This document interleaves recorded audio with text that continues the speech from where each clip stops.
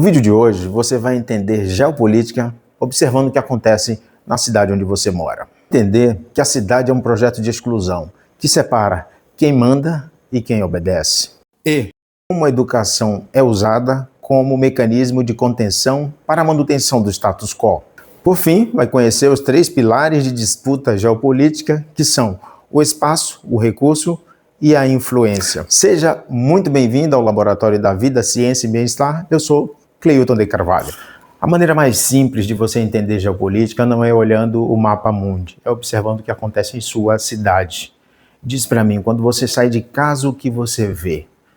Ruas limpas, largas, seguras, bem arborizadas, casas muito bem arquitetadas ou casas amontoadas, rebocos à vista, lixo a céu aberto, asfalto trincado, ponto de ônibus lotado e depois você caminha 10 quarteirões. A coisa muda drasticamente? Se a sua resposta for sim, parabéns, você entendeu a primeira lição da geopolítica. O espaço, ele não é neutro, ele é o desenho vivo de quem mantém o poder e de suas escolhas. As cidades não aconteceram por acaso, elas foram desenhadas para separar. Historicamente, os centros foram projetados para a riqueza e aqueles que não se encaixavam no perfil foram sendo empurrados para margens, locais de alagamento, morros e periferias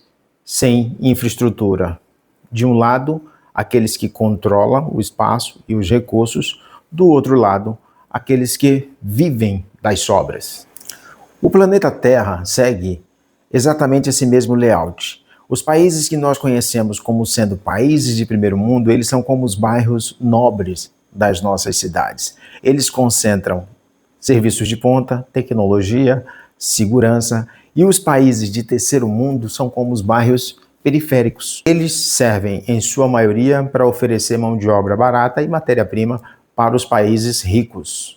Assim chegamos num ponto-chave.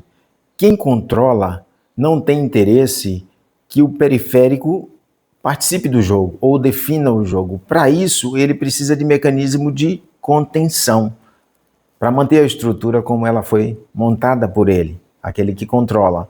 Sabe qual é o melhor e mais eficaz mecanismo de contenção usado? A educação. É por isso que a educação, oferecida nos dois lados, é tão distinta.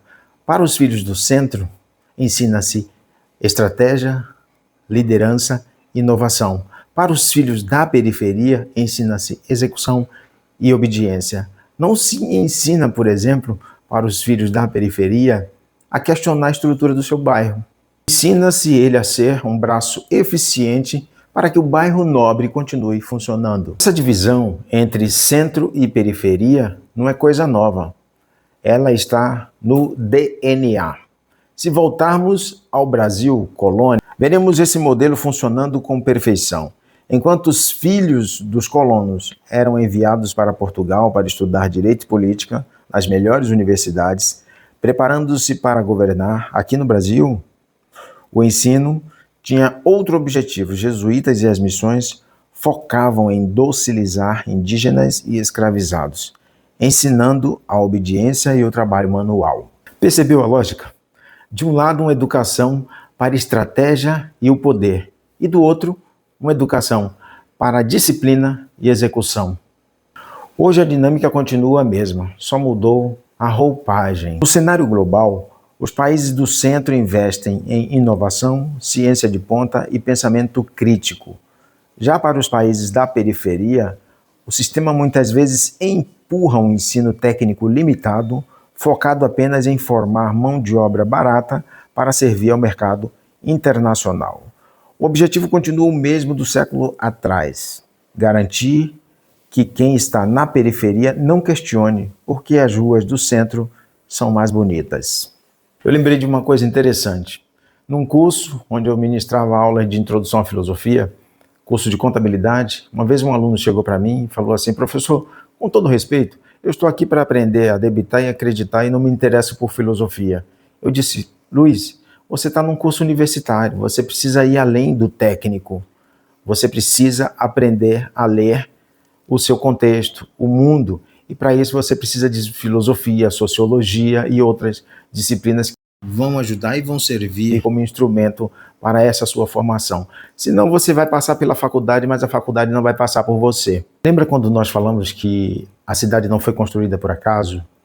Que os centros foram projetados para a riqueza e que aqueles que não atendiam o perfil, eles foram empurrados para a periferia? E que isso acontece em termos globais, não é só dentro da cidade?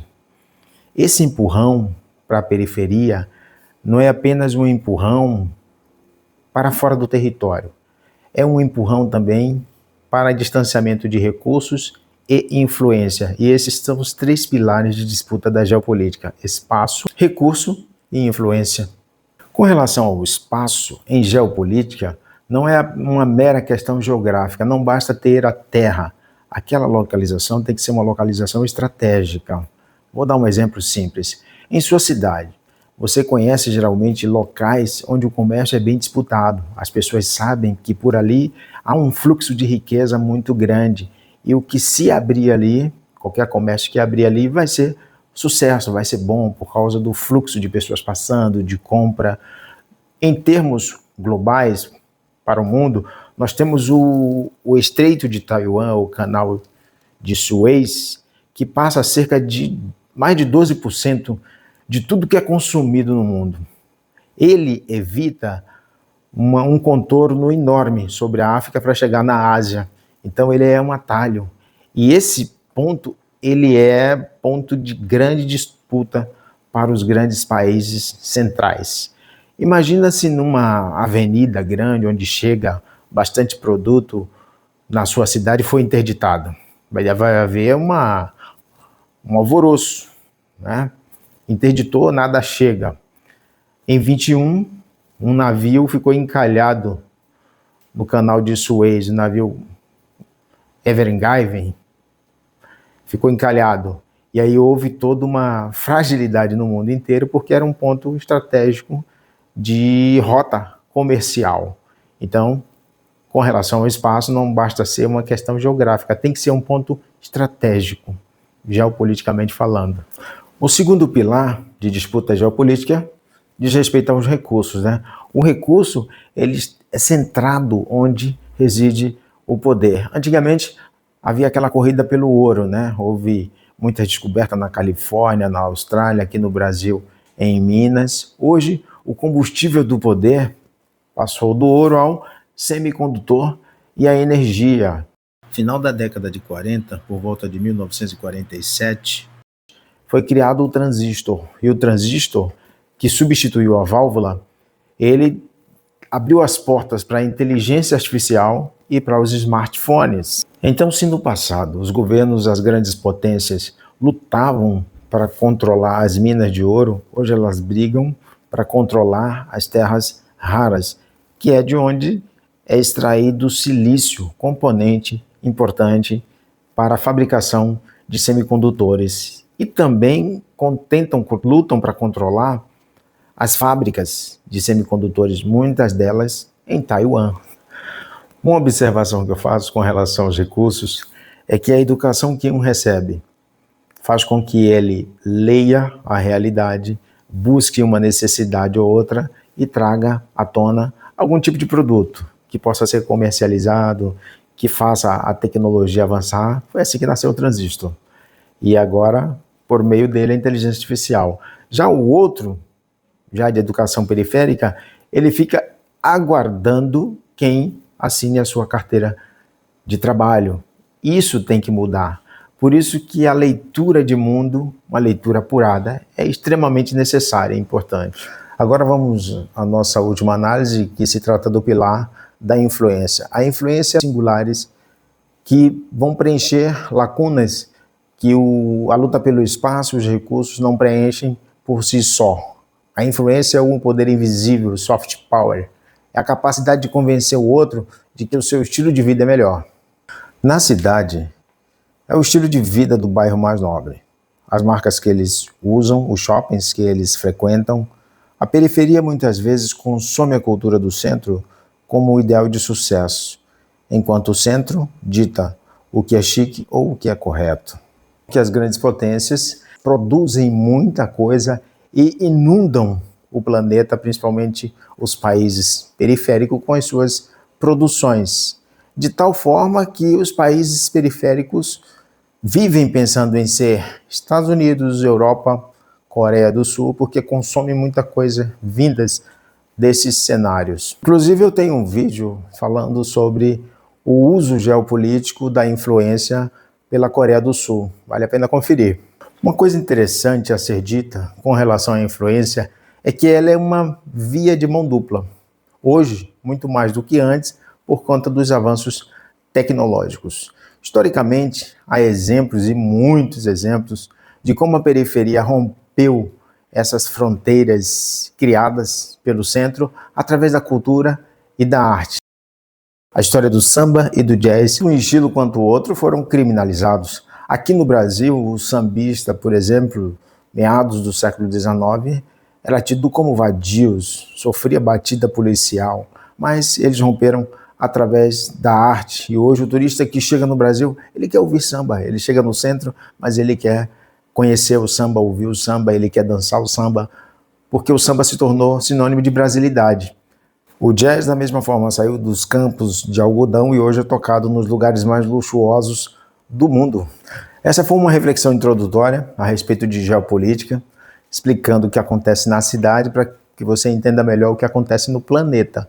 Eu vou deixar uma lição de casa para você, mas antes quero adiantar que nós vamos continuar falando de geopolítica. Semana que vem vou falar a respeito de recursos para que você possa entender por que o valor do seu prato de comida do seu celular muda quando acontece uma guerra longínqua. A lição de casa é a seguinte: quando você sair de casa, fique mais sensível ao que acontece, ao que você vê no seu bairro. Você espera muito ônibus, se a ambulância demora a chegar, e pense também como você pode melhorar essa realidade, através da sua ação. Como você pode melhorar isso? Lembre-se que o centro é o desenho vivo do poder de quem manda.